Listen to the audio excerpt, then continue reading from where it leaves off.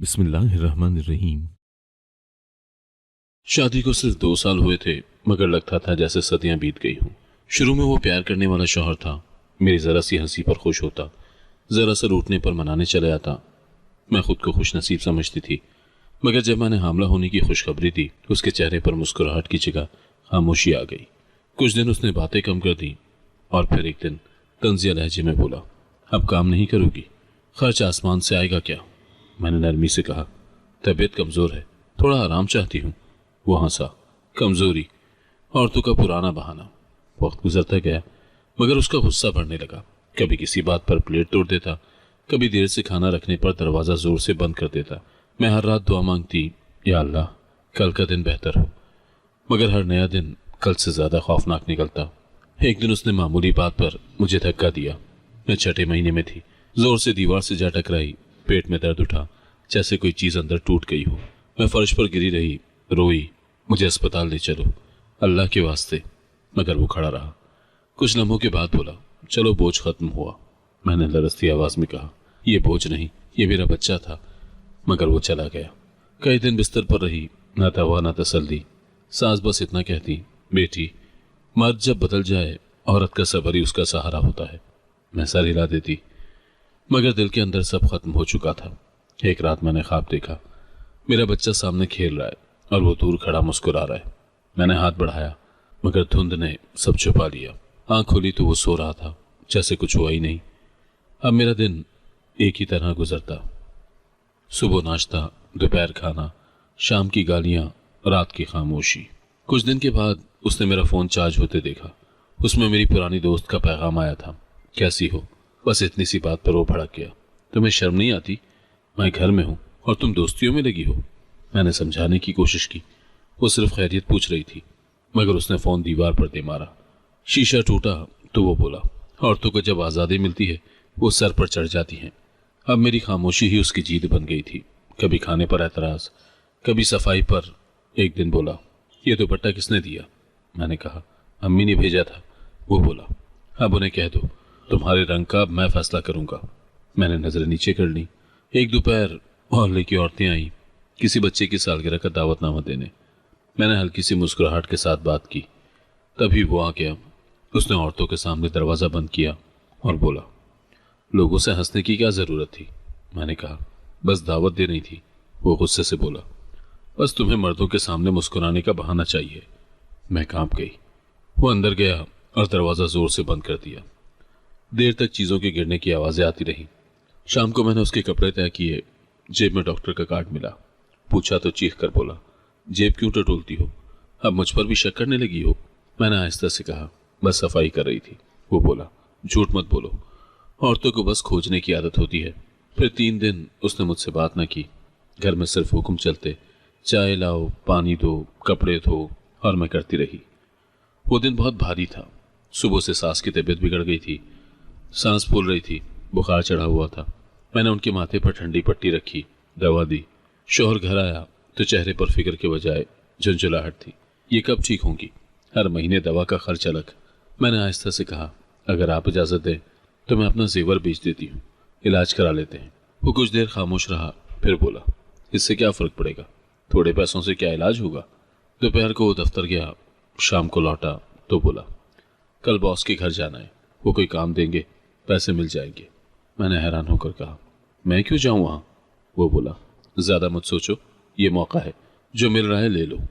मैं कुछ बोल ना सकी। वो बोला, बस साफ कपड़े निकालना और वहां जाकर सीधी सीधी बात करना, कोई बहस नहीं। रात को नींद ना आई, दिल में अजीब बेचैनी थी। मैंने सास को देखा, वो नींद बेहोश सी लेटी हुई थी। मैंने आसमान की तरफ देखा और कहा, या अल्लाह, ये कैसा इम्तिहान है? सुबह का वक्त था। घर में जब से सन्नाटा फैला हुआ था। मैंने चूल्हे पर चाय रखी तो वो दरवाजे के पास खड़ा मुझे देख रहा था। निगाहों में सर्दपन था। मैंने आहिस्ता से सर हिलाया। वो आगे बढ़ा, दुपट्टा मेरे कंधों पर दुरुस्त किया, जैसे कोई नर्म सलूक नहीं बल्कि एक अमल कंट्रोल हो। बस सीधी सीधी बात करना, ज्यादा मुंह न खोलना। मैंने निगाहें नीचे कर ली, चाय कप में डाली तो उसने घड़ी देखी। वक्त जाया न करो, देर हो रही है। मैंने दिल में कहा, काश तुम मुझे बीवी समझते, बोझ नहीं। दरवाजे से निकलते वक्त वो बोला, याद रखना, हमारा सब कुछ तुम पर है। ये जुमला मेरे वजूद पर बोझ बन गया। मैंने हल्की सी आवाज में कहा, काश तुम समझ सकते कि औरत पर सब कुछ डाल देने से वो मजबूत नहीं, टूट जाती है। मगर ये अल्फाज मेरे होंठों से निकलकर हवा में तहलील हो गए। गली सुनसान थी, धूप छतों से उतरकर चेहरों पर चुभ रही थी। मेरे कदम सुस्त थे। रास्ते में मैंने सोचा, पिछली बार जो हुआ वही दोहराना चाहते हो? दिल ने कहा, नहीं, अब कुछ अलग होने वाला है। बॉस का घर शहर के पुराने इलाके में था। बड़े लोहे के गेट के सामने गाड़ी रुकी। अभी मैंने दस्तक दी भी न थी कि दरवाज़ा खुद खुल गया। एक दरमियानी उम्र का आदमी सामने खड़ा था। चेहरे पर संजीदगी, मगर आंखों में कोई अजीब थकन थी। मैंने आहिस्ता से कहा, अस्सलाम वालेकुम, मुझे नौकरी के लिए भेजा गया है। वो बोला, नौकरी? तुम्हारे शौहर ने तुम्हें बेच दिया है। मेरे पैरों तले से जमीन निकल गई। एक पल को सांस रुक गई। मैंने कहा, आप मजाक कर रहे हैं ना? वो बोला, काश ये मजाक होता, मगर नहीं। तुम्हारे शौहर ने कहा है तुम हर बात मान लोगी। मैं दीवार से टिक गई। मैं कोई चीज नहीं जिसे बेचा जा सके। वो बोला, मुझे तुमसे कोई गिला नहीं, तुम तो मासूम लगती हो, मगर तुम्हारे शौहर ने जो कहा वो हर हद पार कर गया। मैंने कांपते हुए पूछा, क्या कहा उसने? वो बोला कि तुम मेरे साथ एक रात गुजार लो, बदले में उसे बड़ी रकम चाहिए। मेरी आंखों में अंधेरा छा गया। ये झूठ है, मैंने बमुश्किल कहा। वो खामोश हो गया, फिर बोला, तुम चाहो तो जा सकती हो, मगर एक शर्त है, पहले सच जान लो। मैंने कदम पीछे हटाए। मुझे कुछ नहीं सुनना। वो बोला, तुम्हें सुनना होगा, वरना तुम हमेशा इस जाल में फंसी रहोगी। मैं दरवाजे के करीब आ गई। उसने कहा, तुम्हारे शौहर ने मुझसे सिर्फ पैसा नहीं मांगा, बल्कि वादा भी किया कि अगर मैं तुम्हें पसंद करूं तो वो हमेशा के लिए तुम्हें छोड़ देगा। मेरे लबों से कोई आवाज ना निकली। मैं सिर्फ नौकरी के लिए आई थी, मैंने कहा। वो बोला, नौकरी नहीं, सौदा। मैंने कहा, मैं जा रही हूं। उसने दरवाजे की तरफ इशारा किया।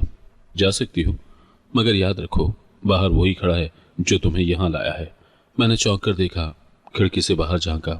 गली के कोने पर वही शख्स, यानी मेरा शौहर, गाड़ी में बैठा था। वो वाकई इंतजार कर रहा था। मेरे हाथ कांपने लगे। तुम क्यों नहीं पुलिस को बुलाते? मैंने कहा। वो बोला, पुलिस? तुम्हारा शौहर हर बात पैसे से मिटा देता है। मैं खुद उसके मकरू धंधे का शिकार हूं। मैंने पूछा, कौन सा धंधा? वो बोला, औरतों को पैसों के बदले बेच देना, कभी किसी बॉस को, कभी किसी दोस्त को। तुम चौथी औरत हो जो उसके साथ रह रही है। मेरी सांस रुकने लगी। झूठ, सब झूठ, मैंने कांपती आवाज में कहा। वो बोला, काश ये झूठ होता। मैं रोई। मैं कोई चीज नहीं जिसे बेचा जा सके। मेरी आवाज टूट गई। वो बोला, तुम जाओ, गौसल करके आओ, तुम्हें साफ देखना चाहता हूं। मेरा दिल दहल गया। मैं पीछे हटी। क्या कहा आपने?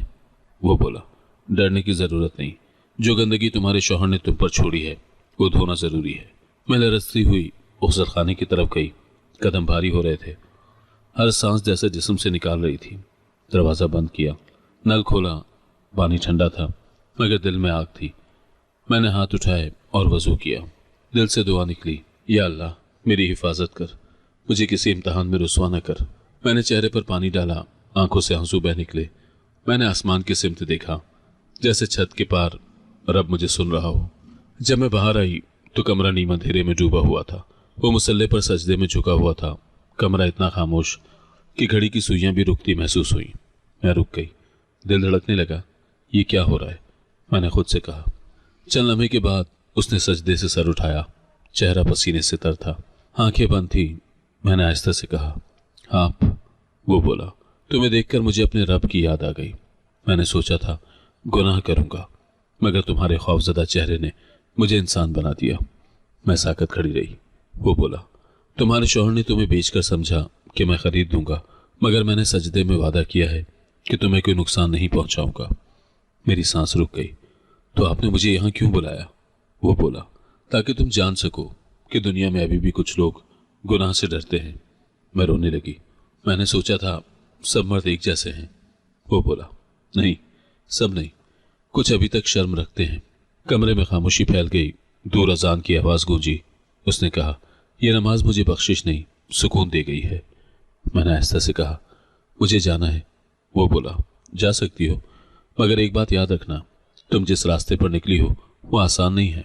मैंने दरवाजे की तरफ कदम बढ़ाया। वो पीछे से बोला, अगर तुम्हें कभी मदद की जरूरत हो तो बस एक बार मेरा नाम लेना। शायद मैं ना आ सकूं, मगर मेरा सजदा तुम्हारी हिफाजत करेगा। मैं रुक गई। मेरी आंखों में आंसू थे मगर दिल में अजब सुकून। मैंने कहा, आज पहली बार किसी मर्द के सामने झुककर शर्म नहीं आई बल्कि शुक्र आया है। वो मुस्कुरा दिया। मैंने दरवाज़ा खोला। बाहर चांदनी फैल रही थी। मैंने दिल में कहा, अल्लाह ने मुझे आज एक गुनाह से नहीं बल्कि एक खौफ से बचा लिया है। और उसी लम्हे जब मैंने पीछे देखा, वो फिर सजदे में झुक चुका था। कमरा रोशनी से भर गया था। मेरी रूह ने कहा, यह सजदा शायद मेरी किस्मत बदल जाएगा।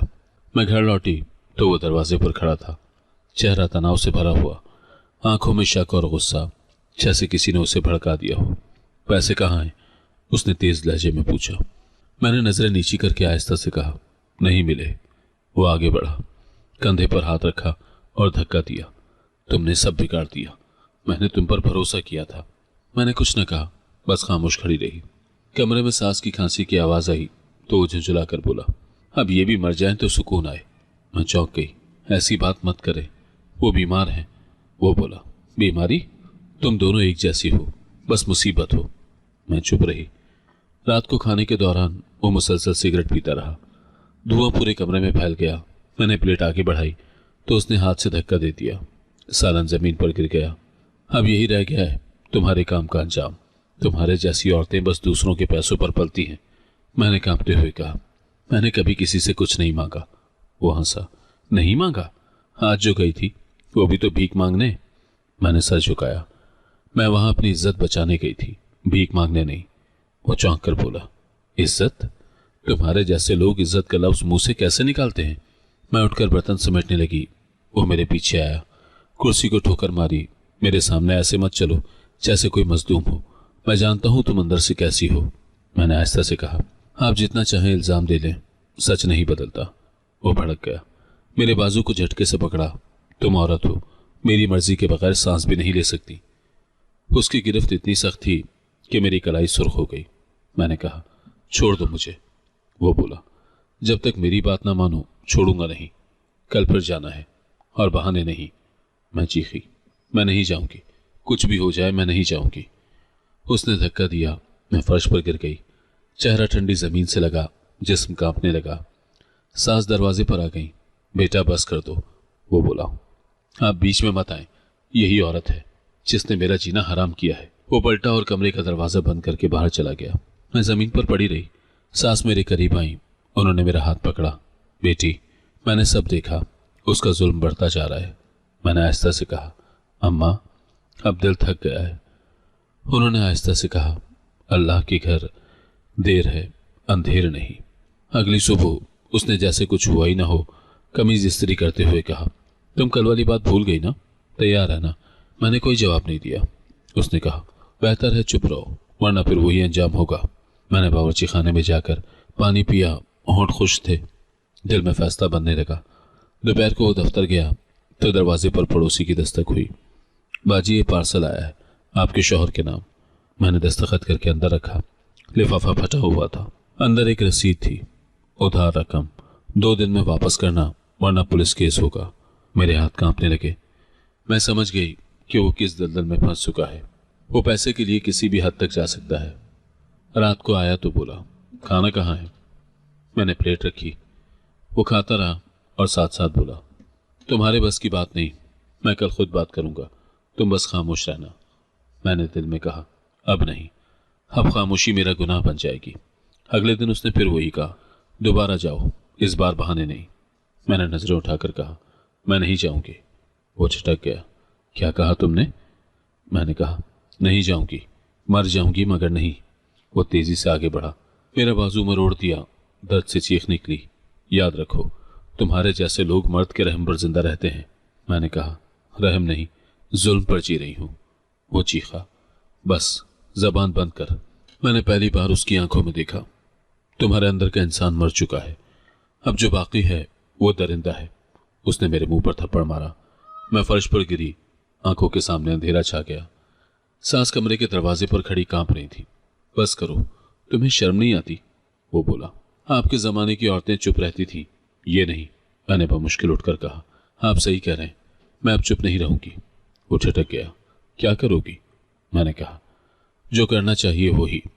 वो तंजी हंसा, तुम कर भी क्या सकती हो? तुम्हारे पास न घर है न पैसा, तुम कहीं नहीं जा सकती। मैं खामोश रही। दिल में एक लम्हे के लिए खौफ आया, मगर फिर एक अज़म भी। जब वो कमरे से निकला तो मैंने खुद से कहा, मैं वाकई कहीं नहीं जा सकती, मगर अब यहां भी नहीं रह सकती। रात को जब सब सो गए तो मैंने खिड़की से चांद को देखा। उसकी ठंडी रोशनी मेरे चेहरे पर पड़ी तो जैसे अंदर से कोई आवाज आई, डरो नहीं, अब तुम्हारे पास खोने को कुछ नहीं। मैंने दुपट्टा लपेटा, अपने हाथ की नील पड़ी जगह पर कपड़ा बांधा। आईने में देखा तो एक अजनबी औरत खड़ी थी। वो मैं थी, मगर अब वो औरत जिंदा नहीं थी, जो डरती थी। मैंने आहिस्ता से कहा, आज के बाद खौफ नहीं, फैसला मेरा होगा। उस दिन मेरे अंदर की औरत मर गई, मगर उसकी राख से जो जन्म लेने वाला था वो इंतकाम नहीं, आज़ादी थी। रात गहरी थी, आसमान पर बादल थे, पर बिजली की कौंध के साथ दिल की धड़कन तेज हो जाती।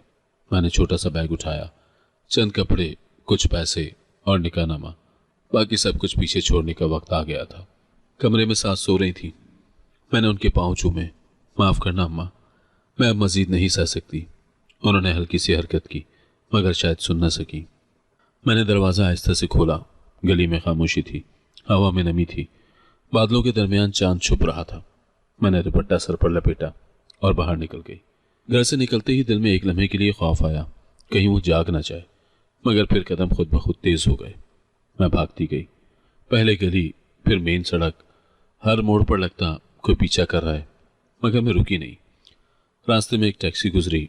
ड्राइवर ने शीशा नीचे किया। बीबी कहाँ जाना है? मैंने हिचकिचाते हुए कहा, बस स्टेशन तक। उसने गाड़ी रोकी। मैं बैठ गई।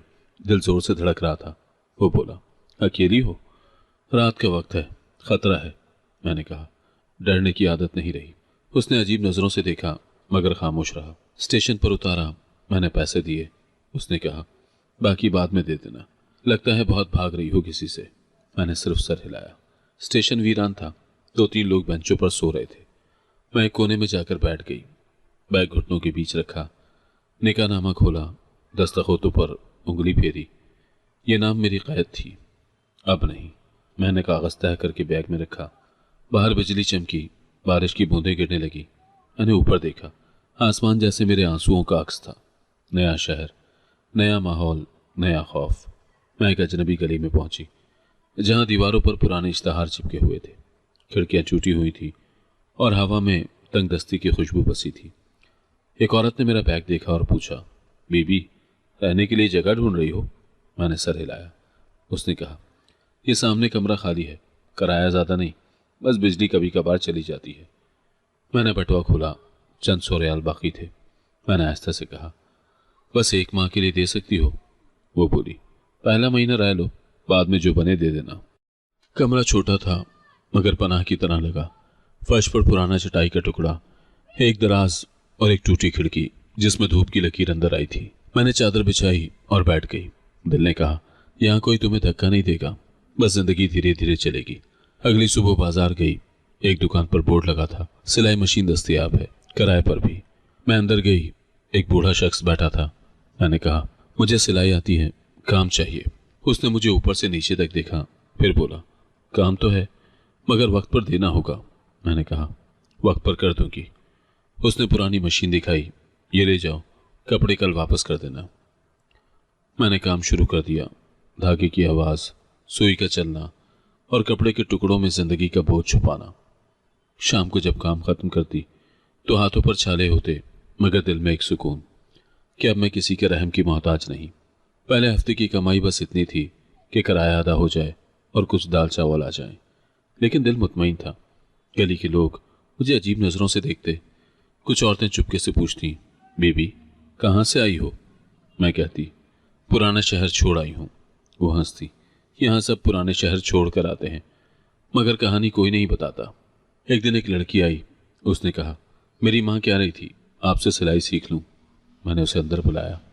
उसने कपड़ा मशीन पर रखा, मगर सुई से उंगली छिल गई। मैंने मरहम लगाया। वो बोली, आप बहुत नरम दिल लगती हैं। मैं मुस्कुरा दी, मगर दिल में सोचा, दिल नरम हो या सख्त, किस्मत तो एक ही रहती है। 2 माह के बाद गली के कोने पर एक स्कूल में नौकरी का इश्तहार लगा। मैंने पढ़ा, खवातीन टीचर दरकार हैं, बच्चों को बुनियादी तालीम सिखाने के लिए। मैंने दिल कड़ा किया और स्कूल जा पहुंची। एक दरमियानी उम्र की प्रिंसिपल ने पूछा, तालीम क्या है? मैंने कहा, ग्रेजुएशन किया था, फिर शादी के बाद सब छूट गया। वो बोली, पढ़ाने का तजुर्बा है? मैंने कहा, नहीं, मगर मैं सीख सकती हूँ। उन्होंने मुझे एक मौका दिया। बच्चों को उर्दू और इखलाकियात पढ़ाना होगा। तनख्वाह ज़्यादा नहीं है, मगर इज्जत का काम है। पहले दिन जब मैं क्लास में दाखिल हुई तो 10 बच्चे मेज़ों पर बैठे थे। एक बच्ची ने कहा, टीचर, आप नई आई हैं? मैंने मुस्कुरा कर कहा, हाँ, मगर अब पुरानी होने तक तुम सबको पढ़ाना है। बच्चों की मासूम बातें मेरे दिन का सहारा बन गई। शाम को जब मैं वापस आती तो खिड़की से आसमान देखती और सोचती, जिंदगी शायद दोबारा आगाज चाहती है। लेकिन वो लम्हा जब मैंने उसे सजदे से सर उठाते देखा था, दिमाग से नहीं जाता था। कभी रात के वक्त मशीन चलाती तो अचानक वो मंजर आंखों में आ जाता। उसकी पेशानी, वो खामोशी, वो सजदा। मैं सोचती, क्या उसने मुझ पर जुल्म किया था या अपने ज़मीर को मारा था? एक शाम स्कूल के गेट पर एक माँ आई, हाथ में फूल। उसने कहा, मेरी बेटी पहली बार अच्छी कारकर्दगी लाई है, शुक्रिया आपका। मैंने फूल लिए और कहा, ये फूल नहीं, दुआएं हैं। घर वापस आकर मैंने फूल पानी में रखे। पहली बार कमरे में खुशबू फैली। मैंने कहा, शायद अल्लाह ने जिंदगी का एक दर और खोल दिया है। फिर भी हर रात दिल में एक सवाल गूंजता, वो शख्स कौन था जिसने मुझे गुनाह से बचाया? क्या वो वाकई नेक था या बस ज़मीर का लम्हा थी बोझ? एक दिन गली में शोर हुआ। एक आदमी पुलिस से बहस कर रहा था। उसकी आवाज़ सुनकर दिल कांप गया। लम्हे भर के लिए लगा कि ये वही आवाज़ है। मैं खिड़की से झांकी, नहीं, कोई और था। मगर दिल में खौफ की एक पुरानी लहर उठ गई। रात को नींद न आई। मैंने कुरान खोला, आयत पढ़ी, अल्लाह सब्र करने वालों के साथ है। मैंने आंखें बंद कर ली। अगले दिन स्कूल में एक नया उस्ताद आया। उसने कहा, मैं दीनियात पढ़ाता हूँ, आप उर्दू पढ़ाती हैं, हम 7 क्लास शेयर करेंगे। उसका लहजा नर्म था। मैंने सोचा, शायद ये वो पहला इंसान है जिससे बात करने पर दिल नहीं कांपा। वो अक्सर कहता, जिंदगी कभी खत्म नहीं होती, सिर्फ रुख बदलती है। मैं चुप रहती, मगर अंदर से सोचती, रुख बदल गया है, मगर निशाना भी बाकी है। कुछ दिन के बाद स्कूल के बच्चों ने कहा, टीचर, कल मेला है, आप भी आए ना? मैंने हंसते हुए कहा, मेला? मैं तो भूल गई थी कि दुनिया में खुशी भी होती है। उस रात कमरे में बैठे बैठे मैंने सोचा, ये शहर अजनबी जरूर है, मगर इसने मुझसे कुछ नहीं छीना, बस थोड़ा सा जीने का हौसला दिया है। 6 महीने बीत गए। मैं अब उस शहर का हिस्सा बन चुकी थी। स्कूल की बच्चियां मेरे गिर्द घूमती थीं। मैंने अपने लिए एक नया मामूल बना लिया था। सुबह स्कूल, दोपहर में सिलाई, शाम को कुरान पढ़ाना। मगर एक दिन पोस्टमैन आया। उसके हाथ में एक लिफाफा था। ये तुम्हारे नाम है बीबी। मैंने लिफाफा खोला। अंदर खत था। लिखा था कि वापस आ जाओ, सब ठीक हो जाएगा। मैं बदल गया हूँ। दस्तखत, मेरा शौहर। मेरे हाथ कांपने लगे। दिल में कई यादें जाग गईं। वो चीख, वो धक्का, वो जुमला, तुम औरत हो, मेरी मर्जी के बगैर सांस भी नहीं ले सकती।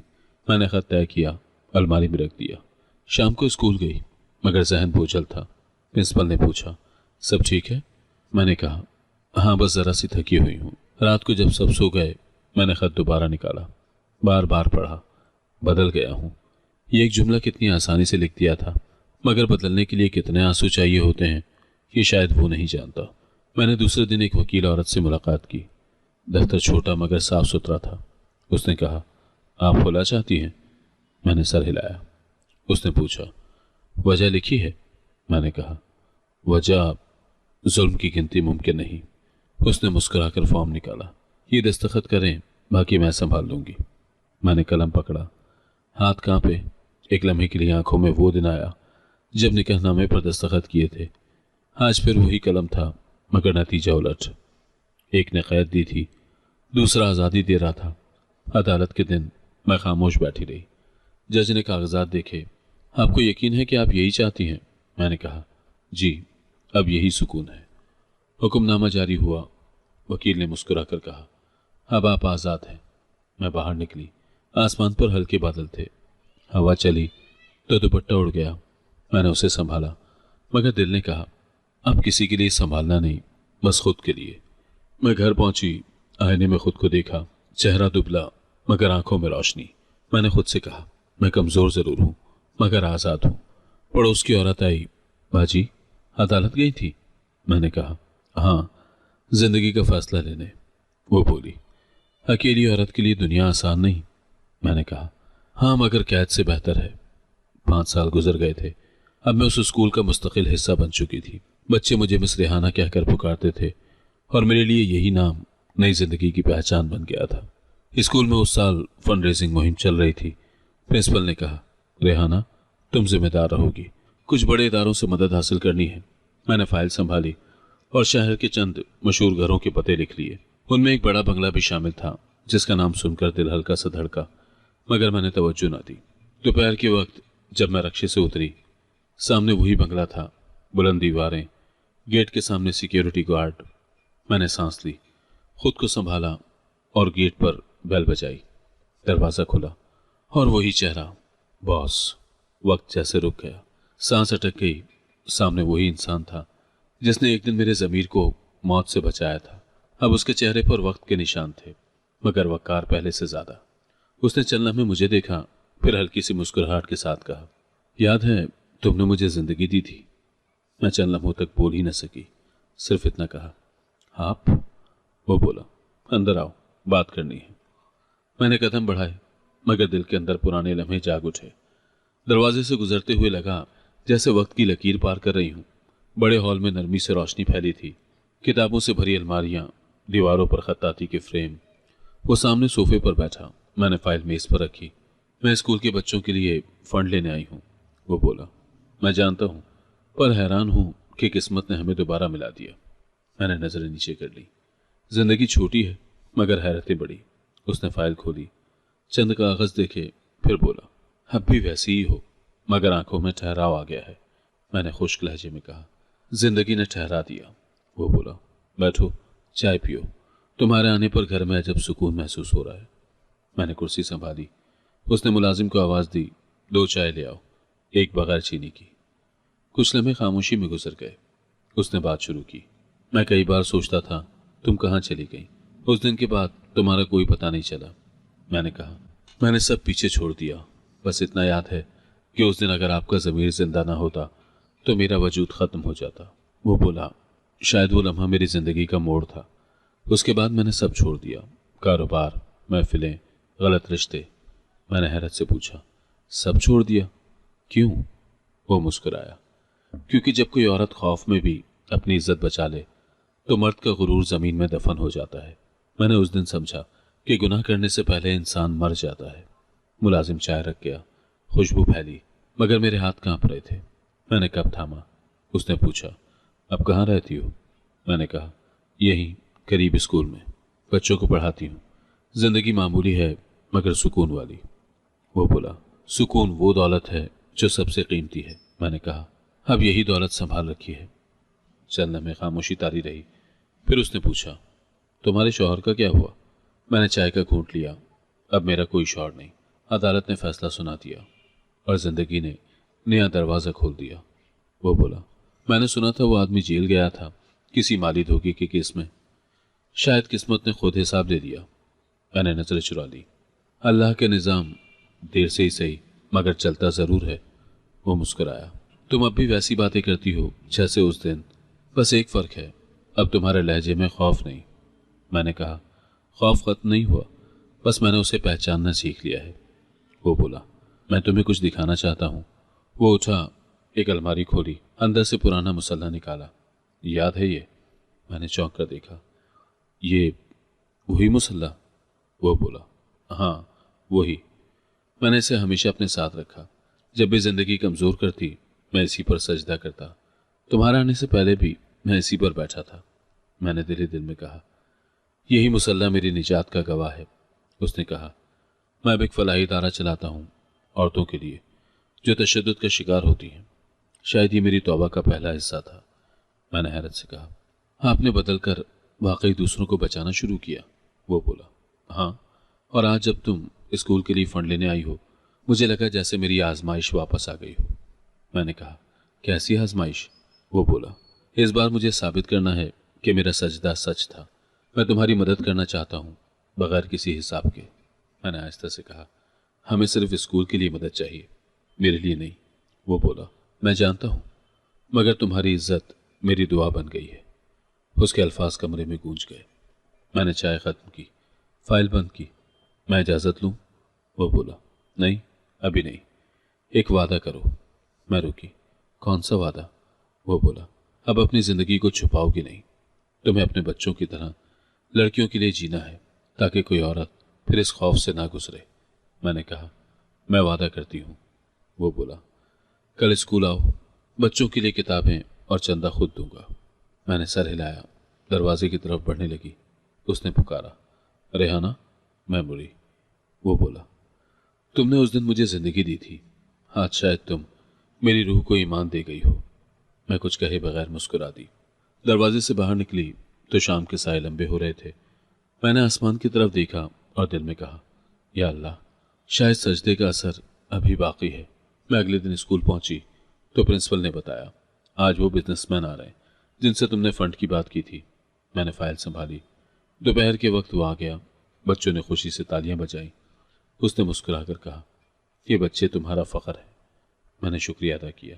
उसने प्रिंसिपल से चंद सवाल किए और फिर मेरी तरफ मुड़कर बोला, बात करनी है, थोड़ी देर निकालो। हम स्कूल के बागीचे में गए। दरख्तों के साए तले खामोशी थी। उसने कहा, कभी सोचा उस दिन क्या हुआ था? मैंने नजरें झुकाकर कहा, नहीं, मैंने उस दिन को दफना दिया था। वो बोला, दफनाने से हकीकत नहीं मरती। जब मैंने सजदे से सर उठाया तो मेरे दिल ने जवाब दे दिया। मैं जमीन पर गिर गया और तुमने मुझे बचा लिया। मैंने चौंक कर कहा, मैंने तो बस खौफ में मदद के लिए हाथ बढ़ाया था। वो बोला, नहीं, तुमने मुझे दोबारा जिंदा किया। मेरी रूह मर चुकी थी। अगर तुम ना आती तो मैं आज जिंदा ना होता। मैं साकत बैठी रही। उसके अल्फाज मेरे कानों में धड़कने लगे। मैंने आहिस्ता से कहा, आपने किसी को बताया इस बारे में? वो बोला, नहीं, ये राज मेरे और मेरे रब के दरमियान है, मगर तुम्हें जानना जरूरी था। मैंने पूछा, क्यों जरूरी? वो बोला, क्योंकि मैं अब भी उस लम्हे के असर में हूं। हर बार जब सजदा करता हूं तुम्हारा चेहरा याद आता है, न ही बतौर औरत बल्कि बतौर एक दुआ के। मैंने नजरें चुरा ली। मैं सिर्फ एक कमजोर औरत थी जो अपनी इज्जत बचा रही थी। वो बोला, कमजोर नहीं, तो मजबूत थी। तुमने अपनी खामोशी से मेरा गुरूर तोड़ा। मैंने हल्की आवाज में कहा, जिंदगी ने सब बदल दिया है। अब मैं सिर्फ बच्चों को पढ़ाती हूँ, खुद से भागती नहीं। वो बोला, और मैं लोगों को सिखाता हूँ कि औरत का एहतराम कैसे होता है। वो दिन मेरा उस्ताद बन गया। हम दोनों कुछ देर खामोश बैठे रहे। हवा में पत्तों की सरसराहट थी। बाग के किनारे बैठे खामोशी को जैसे लफ्जों ने तोड़ दिया। वो बोला, तुम्हें एक बात बतानी है जो बरसों से मेरे दिल में कैद रही। मैंने नजरें नीचे कर ली। हर बात वक्त पर अच्छी लगती है। अब 5 साल गुजर चुके। वो बोला, नहीं, कुछ बातें वक्त नहीं मिटाता, बस उनकी गहराई बढ़ जाती है। मैंने चाय का कप रखा। उसने सांस लिया। तुम्हारे शौहर ने कहा था कि अगर मैं चाहूं तो तुम्हें खरीद सकता हूं। मैं चौंक गई, जैसे किसी ने पुराना जख्म खोल दिया हो। आवाज कानों में गूंजी, खरीद सकता हूं? मैंने धीरे से पूछा, फिर तुमने क्या कहा था? वो बोला, मैंने कहा, मैं किसी इंसान की इज्जत नहीं खरीद सकता। और शायद उसी लम्हे मेरा दिल बंद हो गया। वो कहता रहा कि औरतें खुद को सस्ती कर लेती हैं, तुम क्यों इतना सोच रहे हो? मगर मैंने सजदे में जाकर कहा, या अल्लाह, अगर मैं भी ऐसा कर बैठा तो इंसान कहलाने के काबिल नहीं रहूंगा। मेरे लब खुश्क हो गए। मैंने आहिस्ते से कहा, तो वो सच बोल रहा था? उसने वाकई ये कहा था? वो बोला, हाँ। उसने सब कुछ साफ अल्फाज में कहा। उसके लहजे में नदामत नहीं बल्कि फख्र था। उसने कहा, तुम्हें जिस तरह चाहो इस्तेमाल करो, मैं नजर नहीं उठाऊंगा। मैंने चेहरा मोड़ लिया। आंखों के आगे धुंध सी छा गई। मैंने कहा, और तुम खामोश रहे? वो बोला, मैंने सोचा शायद वो शराब के नशे में है।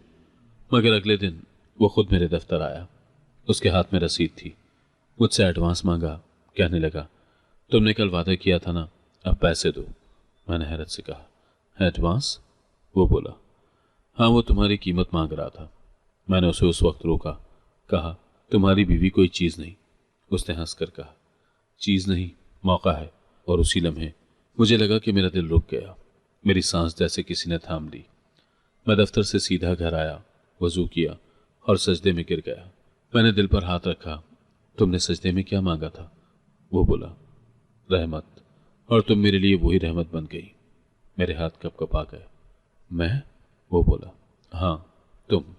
क्योंकि जब तुम दरवाजे से अंदर आई तुम्हारे चेहरे पर खौफ था, मगर उस खौफ में पाकीज़गी थी।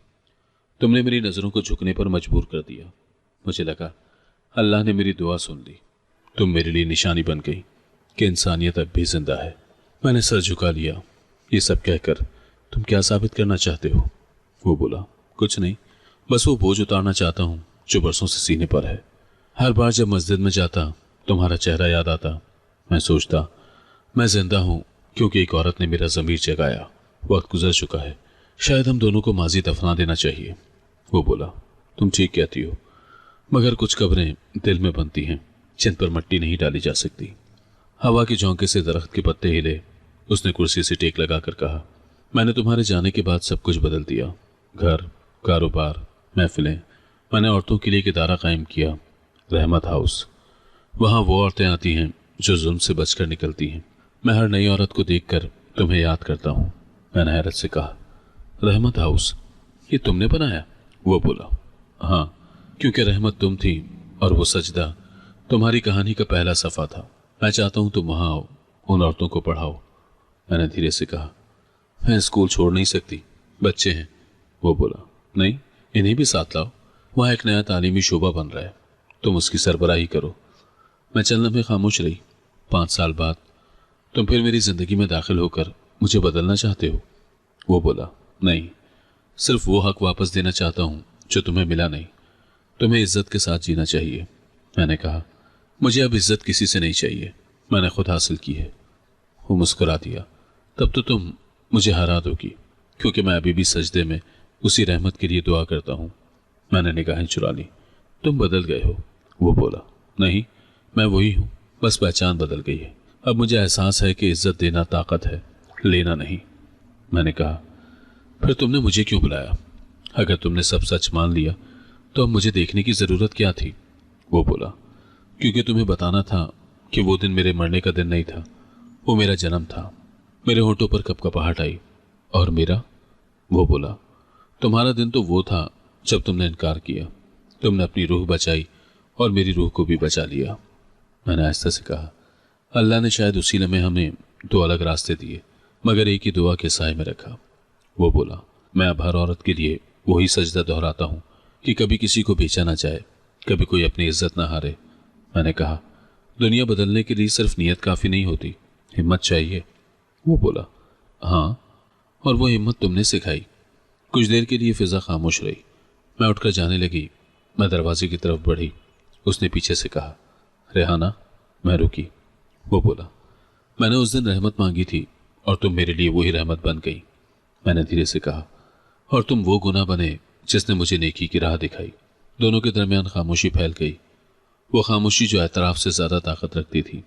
मैं दरवाज़ा खोलकर बाहर निकली। शाम का वक्त था, हवा नरम थी। रास्ते में मैंने खुद से कहा, कभी कभार इंसानों की कहानियाँ सजदे से शुरू होती हैं, मगर अंजाम रहमत पर ख़त्म होता है। उस दिन के बाद वो अक्सर स्कूल आने लगा। पहले कभी कभार बच्चों के लिए किताबें लाता, फिर कभी फंड की रसीद देने आ जाता। प्रिंसिपल कहती, रेहाना, खुश नसीब हो, तुम्हारे शागिर्दों के नसीब जाग गए हैं, ऐसा अतिया देने वाला रोज़ नहीं मिलता। मैं मुस्कुरा देती, मगर दिल में एक सवाल जागता, क्या वह अब भी माजी का बोझ उठाए हुए है? एक दिन स्कूल के सहन में बच्चों के लिए कपड़े तकसीम कर रहा था। मैं करीब गई तो बोला, ये सब तुम्हारे बच्चों के लिए हैं, तुमने इन्हें संवारा है, अब ये मेरा फ़र्ज़ है। मैंने कहा, फ़र्ज़ वो होता है जिसके पीछे गर्ज ना हो। वो मुस्कुराया, मेरी गर्ज यही है कि तुम मुस्कुरा दो। मैं खामोश हो गई। अब उसके अल्फाज में नरमी थी, जैसे वो हर लफ्ज़ से अपने माजी का कफ़ारा अदा कर रहा हो। कुछ दिन के बाद वो स्कूल के बाद रुका। चलो तुम्हें कुछ दिखाता हूँ। मैंने हैरान होकर कहा, कहाँ? वो बोला, बस करीब ही, वही जगह जहाँ रहमत हाउस बनाया था। मैं बच्चों को खुदा हाफिज़ कहकर उसके साथ गई। वहाँ दाखिल हुई तो कई औरतें सिलाई मशीनों पर काम कर रही थी। कुछ बच्चियाँ पढ़ रही थीं, कुछ अपने बच्चों को खाना खिला रही थी। उसने कहा, यह सब तुम्हारी कहानी से पैदा हुआ है। मैंने तुम्हारा नाम नहीं बताया, मगर इन सबको वो दुआ सुनाई जो तुमने उस दिन मांगी थी, या अल्लाह मेरी हिफाजत कर। अब हर औरत यहाँ वही दुआ दोहराती है। मैंने चारों तरफ देखा। एक औरत ने कहा, बाजी, वो साहब रोज़ कहते हैं कि जिस औरत ने उन्हें इंसान बनाया वो तुम जैसी थी। मैं चौंक गई, मगर कुछ नहीं बोली। वापसी पर उसने कहा, मैं चाहता हूँ तुम दोबारा जियो। मैंने सर्द लहजे में कहा, जिंदगी मुझसे रूठ चुकी है, मैं अब बस सांसें लेती हूँ। वो बोला, मैं इसका हाथ तुम्हारी तरफ बढ़ा रहा हूँ। मैं रुकी, उसके चेहरे को देखा। वहां अब कोई ख्वाहिश नहीं थी, बस खुलूस था। मैंने कुछ नहीं कहा, मगर दिल के अंदर कहीं गहरी जगह पर सुकून सा उतर आया। उसके बाद वो रोजाना नहीं आता, मगर जब आता तो खामोशी साथ छोड़ जाता। कभी बच्चों के लिए कहानियां लाता, कभी किताबों में दुआ के वर्क रख देता। मैंने महसूस किया शायद कुछ रिश्ते लफ्जों के बगैर ही जीते हैं। एक शाम वो स्कूल के बाद रुका, हाथ में कागजात थे। वो बोला, आज एक औरत की फाइल मुकम्मल हुई, अब वो खुद कमाएगी। तुम जानती हो ये सब तुमसे शुरू हुआ था। मैंने कहा, जिंदगी किसी के जरिए बदलती है, किसी के लिए नहीं। वो कुछ लम्हे खामोश रहा, फिर आहिस्ता से बोला, मैं चाहता हूं तुम मेरे साथ रहो, इज्जत के साथ। मेरे हाथ रुक गए, कमरे में खामोशी फैल गई। बाहर बच्चे हंस रहे थे, अंदर वक्त ठहर गया। मैंने निगाह उठाई, ये बात तुम क्यों कह रहे हो? तुम्हें क्या लगता है कि मैं दोबारा रिश्ता निभा सकूंगी? वो बोला, मुझे लगता है तुम्हें अब किसी का नहीं, इज्जत का सहारा चाहिए। मैं तुम्हें इज्जत देना चाहता हूँ, वो जो तुमसे छीनी गई थी। मैंने नजरें नीची करके कहा, इज्जत कागज के दस्तखत से नहीं मिलती, नीयत से मिलती है। वो बोला, इसीलिए तो कह रहा हूं, अगर तुम्हारे दिल में वही सजदे वाली नीयत आज भी है तो मैं हाँ कहता हूं। मैं चलना में चुप रही, माजी जैसे पलकों के सामने से गुजरा। वो धक्के, वो खामोशियां, वो सजदे का लम्हा। दिल ने कहा, शायद अब वक्त है एक नया दर खोलने का, मगर इस बार खौफ के बगैर। मैंने आहिस्ता से कहा, अगर तुम्हारे दिल में वही सजदे वाली नीयत आज भी है तो मैं हाँ कहती हूँ। वो मुस्कुरा दिया, मगर उसकी आंखों में आंसू झलकने लगे। यहां मेरी जिंदगी की पहली दुआ की कबूलियत है। चंद दिन के बाद सादगी से निकाह हुआ। मस्जिद के कोने में सिर्फ चंद लोग थे, वो प्रिंसिपल और वो बूढ़ी औरत जिसने मुझे कभी चादर दी थी। निकाह के बाद इमाम साहब ने कहा, दुआ करो ये रिश्ता रहमत बने। मैंने दिल ही दिल में कहा, यही तो मैंने सजदे में अपने रब से मांगा था, रहमत, खौफ के बाद सुकून की रहमत। वो बोला, अब तुम मेरी जिंदगी नहीं मेरा ईमान हो। मैंने जवाब दिया, और तुम मेरी हिफाजत बगैर कैद के। उस समय लगा जैसे बरसों का सफर खत्म होकर एक दुआ में सिमट गया हो। एक दिन बाजार गई तो हुजूम के बीच एक मानूस सी आवाज कानों में पड़ी, अल्लाह के नाम पर दे दो। मैंने पलट कर देखा और जिस्म सुन हो गया। सामने एक माजूर शख्स जमीन पर बैठा भीख मांग रहा था। हाथों की उंगलियां टेढ़ी हो चुकी थी, पांव के पास टूटा हुआ प्याला रखा था। मैंने करीब जाकर चेहरा देखा, वो मेरा साबिक शौहर था। मेरे कदम जैसे जमीन में धंस गए। मैंने आंखों के सामने माजी के तमाम मंजर देख लिए। उसने सर उठाया, मगर मुझे पहचान न सका। चेहरे पर शिकस्त और भूख की लकीरें थी। मैंने पर्स खोला, एक सिक्का निकाला और उसके सामने डाल दिया। वो बोला, बीबी, अल्लाह तुम्हें खुश रखे। मैं झुककर बोली, अल्लाह ने मुझे खुश रखा, क्योंकि तुमने जो बेचा था वो उसने मुझे लौटा दिया। वो चौंक कर मेरी तरफ देखने लगा। मैंने निगाहों में नमी छुपाते हुए कहा, जिसने औरत बेची अल्लाह ने उसे खुद के हाथों खरीदा। वो गूंगा सा बैठा रह गया। मैं मुड़ी और भीड़ में गुम हो गई। पीछे से उसकी लरसती आवाज आई, रेहाना, मगर मैंने पलट कर ना देखा। अब मकाफात अमल हो चुका था। अगर आपको आज की कहानी पसंद आई है तो वीडियो को जरूर लाइक कीजिएगा और अपने दोस्तों के साथ भी शेयर कीजिएगा। और हाँ, अगर आपने अभी तक हमारा चैनल सब्सक्राइब नहीं किया तो जरूर सब्सक्राइब करें। मिलते हैं कल एक नई और दिलचस्प कहानी के साथ। अल्लाह हाफिज।